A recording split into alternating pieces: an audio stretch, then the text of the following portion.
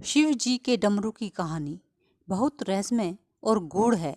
यह केवल एक वाद्य यंत्र नहीं बल्कि सृष्टि के आरंभ और संहार दोनों का प्रतीक है। आइए इसकी आध्यात्मिक कहानी जानें। हेलो दोस्तों, नमस्कार, स्वागत है आपका मेरे चैनल में। कहते हैं जब ब्रह्मांड का कोई अस्तित्व नहीं था, केवल शून्य था, उसी समय शिव योग में लीन थे।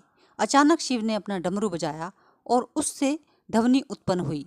उसी ध्वनि से ओम ओंकार निकला, जो संपूर्ण ब्रह्मांड का मूल नाद माना जाता है।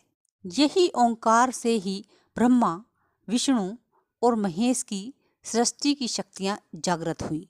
इसलिए कहते हैं शिव का डमरू ही सृष्टि का प्रारंभ है।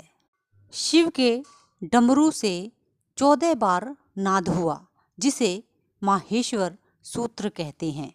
इन्हीं 14 ध्वनियों से संस्कृत के अक्षर बने और यही आगे चलकर व्याकरण के नियमों का आधार बने। इसलिए कहा जाता है कि संस्कृत भाषा शिव के डमरू से निकली है। डमरू 2 शंकु आकारों से मिलकर बना होता है। एक भाग सृजन यानी क्रिएशन का प्रतीक है और दूसरा संहार का।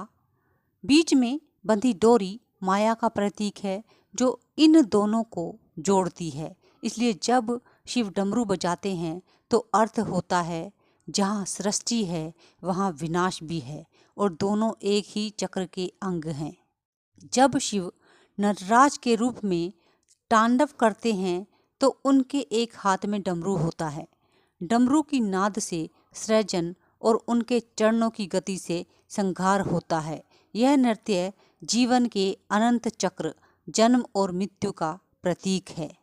डमरू हमें सिखाता है कि ध्वनि से ही संसार है और नाद से ही चेतना। जब भीतर का डमरू बजता है तब आत्मा ब्रह्मा से जुड़ती है। कहा जाता है जब भगवान शिव समाधि से जागे तो उनके हाथों में था एक छोटा सा डमरू। जैसे ही उन्होंने उसे बजाया, उनकी नाद से उत्पन्न हुई ब्रह्मांड की प्रथम तरंगे।